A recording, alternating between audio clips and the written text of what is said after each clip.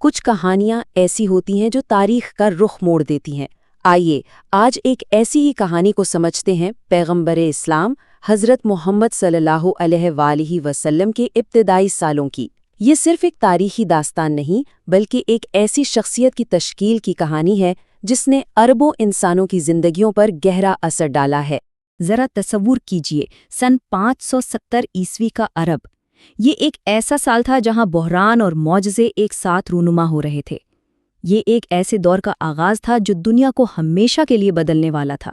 اس سال کی اہمیت کو سمجھنے کے لیے ہمیں ایک بہت ہی خاص واقعے کو جاننا ہوگا جسے تاریخ میں عام الفیل یعنی ہاتھی کا سال کہا جاتا ہے۔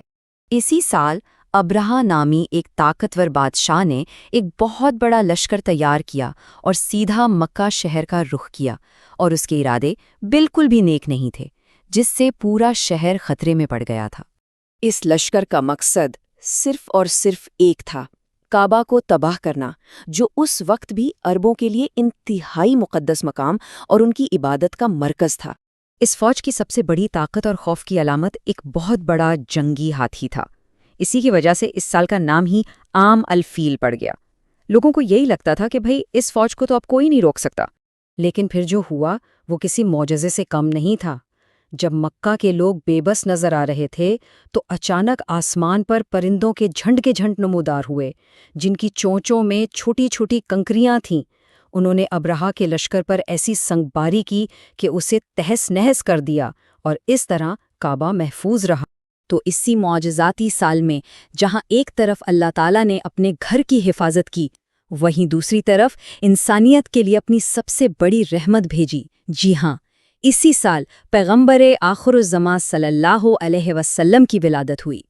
دیکھیں، آپ صلی اللہ علیہ وآلہ وسلم کا نسب بہت اہم ہے۔ آپ صلی اللہ علیہ وآلہ وسلم کا تعلق تھا مکہ کے سب سے معزز قبیلے قریش سے، اور قریش میں بھی سب سے محترم خاندان یعنی بنو ہاشم سے۔ آپ صلی اللہ علیہ وآلہ وسلم کے والد کا نام عبداللہ اور والدہ کا نام آمنہ تھا۔ تو تاریخی حوالوں کے مطابق آپ صلی اللہ علیہ وسلم کی ولادت مکہ شہر میں 12 ربیع الاول کو اسی عام الفیل یعنی 570 عیسوی میں ہوئی۔ آپ صلی اللہ علیہ وسلم کی پیدائش کے بعد آپ صلی اللہ علیہ وسلم کی زندگی کا اگلا مرحلہ صحرا میں گزرا۔ یہ اس دور کی ایک اہم ثقافتی روایت کا حصہ تھا جسے رضاعت کہتے ہیں۔ چلیں دیکھتے ہیں کہ یہ روایت آخر تھی کیا۔ تو ہوتا یہ تھا کہ مکہ کے جو بڑے خاندان تھے وہ اپنے نوزائیدہ بچوں کو پرورش کے لیے صحرائی قبائل کے پاس بھیج دیتے تھے۔ اس کا مقصد صرف جسمانی صحت ہی نہیں تھا بلکہ کردار کی مضبوطی اور خالص عربی زبان سکھانا بھی تھا۔ تو یہ سمجھیں کہ یہ دو بالکل الگ دنیائیں تھیں۔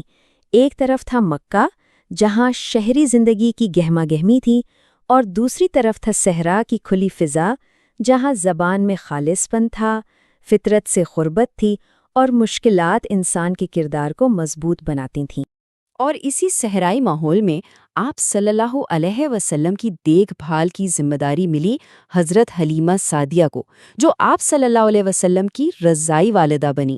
آپ صلی اللہ علیہ وسلم نے اپنے بچپن کی ابتدائی چند سال انہی کی محبت بھری نگرانی میں گزارے۔ لیکن آپ صلی اللہ علیہ وآلہ وسلم کا بچپن وہ عام بچوں جیسا نہیں تھا۔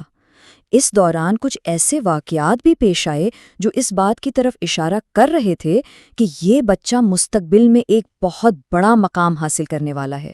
تو آخر وہ کون سا اہم واقعہ تھا جس نے صحرا میں گزرے ان سالوں کو ایک خاص پہچان دی؟ یہ ایک ایسا واقعہ ہے جس کا ذکر تاریخ اور سیرت کی کتابوں میں بار بار ملتا ہے۔ یہ واقعہ شق صدر کے نام سے جانا جاتا ہے۔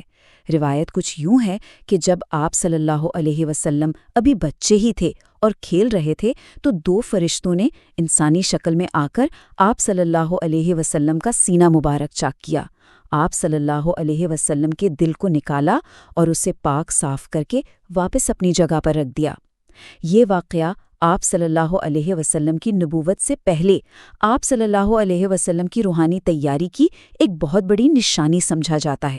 صحرا میں کچھ عرصہ گزارنے کے بعد آپ صلی اللہ علیہ وسلم واپس مکہ اپنی والدہ کے پاس آ گئے، مگر اب آپ صلی اللہ علیہ وسلم کی زندگی میں آزمائشوں کا ایک نیا باب کھلنے والا تھا، جس نے آپ صلی اللہ علیہ وسلم کے کردار میں شفقت اور ہمدردی کو اور بھی گہرا کر دیا۔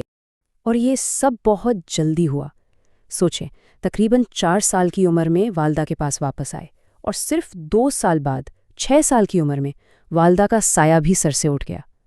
اس کے بعد آپ صلی اللہ علیہ وسلم اپنے دادا عبد المطلب کی کفالت میں آئے، لیکن محض 8 سال کی عمر میں وہ بھی اس دنیا سے رخصت ہو گئے۔ بچپن میں ہی والدین اور پھر دادا کی شفقت سے محروم ہو جانا، یہ کوئی معمولی بات نہیں تھی۔